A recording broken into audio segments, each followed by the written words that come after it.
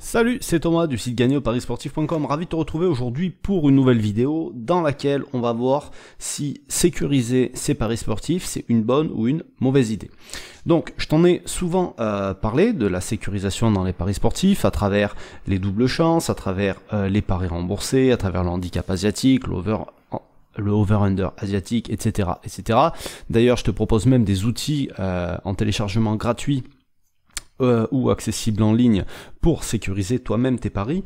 Mais la question que je voudrais te poser aujourd'hui, c'est est-ce qu'il faut vraiment sécuriser ses paris sportifs?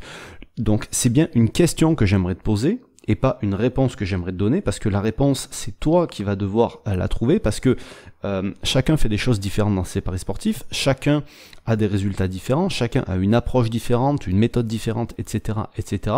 Donc je peux pas donner une réponse qui sera vraie pour tout le monde, mais ce que je peux, c'est te donner, si tu veux, un genre d'exercice à faire ou des pistes à explorer qui vont te permettre à toi d'avoir et de trouver des réponses. Donc, juste avant de te donner tout ça, pense à t'abonner à la chaîne, ça te permettra de recevoir et en activant les notifications, donc un rappel à chaque fois qu'il y a un nouveau contenu qui est publié.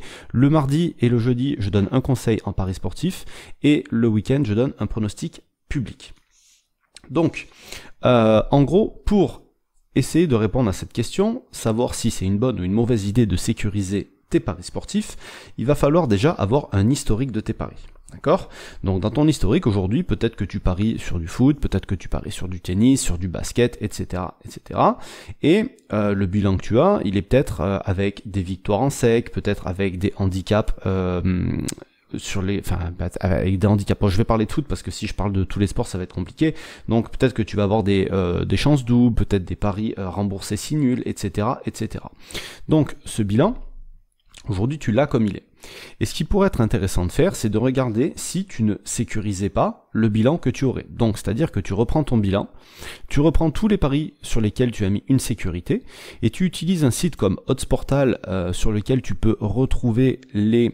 par exemple sur la Ligue 1, tu peux retrouver en allant dans la partie résultats ici tous les anciens matchs. Alors tu vois, les saisons ça remonte vachement loin dans les années.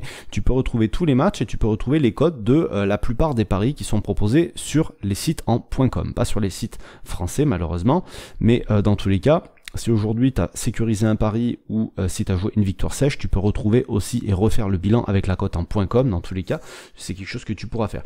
Donc ce qu'il faudrait faire pour avoir la réponse à cette question, ou un début de réponse à cette question, c'est de refaire ton bilan sans sécurisation et de refaire un bilan avec de la sécurisation. Donc quand tu as une victoire, tu mets un handicap ou une double chance, et quand tu as mis un handicap ou une double chance, par exemple, tu pourrais mettre une victoire en sec. D'accord? Et donc avec ça, tu vas forcément avoir des résultats qui seront différents des résultats que tu as obtenus jusqu'ici, et de faire ces différents tests, ça va te permettre de te dire si de sécuriser ou de ne pas sécuriser, ça peut te permettre d'avoir de meilleurs résultats. Alors, forcément, si aujourd'hui tu sécurises et que tu fais un test sans sécurisation, tu vas jouer des cotes qui seront plus élevées, donc tu auras plus de variance, donc ton taux de réussite sera plus faible, tu vas perdre plus de paris, mais c'est pas pour ça que tu feras moins de bénéfices, d'accord? Parce que quand on joue des cotes qui sont plus élevées, c'est mathématique, le retour sur investissement que tu vas avoir au long terme devrait être plus élevé, d'accord? Donc cet exercice-là, il demande un certain temps, selon le nombre de paris que tu as dans ton historique, bien sûr.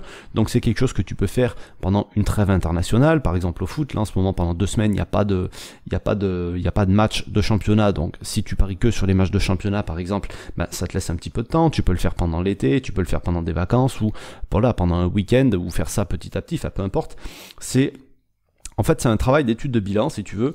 C'est un travail qui est chiant, mais c'est un travail qui, au final, peut te rapporter gros, parce que ça peut te permettre d'avoir des réponses, ça peut te permettre d'explorer des pistes auxquelles tu n'avais pas pensé auparavant, et donc voilà, ça peut être intéressant, ça peut que t'apporter du plus et t'apprendre de nouvelles choses dans tous les cas. Donc ça, si tu veux aller plus loin là-dedans, parce qu'il n'y a pas que ça qu'on peut faire dans une étude de bilan, il n'y a pas que la sécurisation, pas la sécurisation, il y a tout un tas de trucs sur lesquels on peut travailler et qu'on peut explorer. Donc je vais pas t'en parler dans cette vidéo-là, mais je vais te mettre, juste à la fin de cette vidéo, tu auras un autre contenu que tu pourras voir dans lequel je te dis plus de choses là-dessus et où tu vas apprendre tout un tas de trucs sur l'étude de bilan. Voilà, je te laisse là-dessus. Si tu veux accéder à ces répartiteurs en ligne, si tu veux accéder, si tu veux télécharger tous les outils qui peuvent te permettre de t'aider dans tes paris sportifs, tu as un lien aussi en dessous de la vidéo.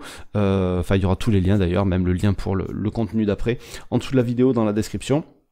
Je te laisse là-dessus, je te souhaite plein de réussite dans tes futurs paris, je te dis à bientôt, ciao.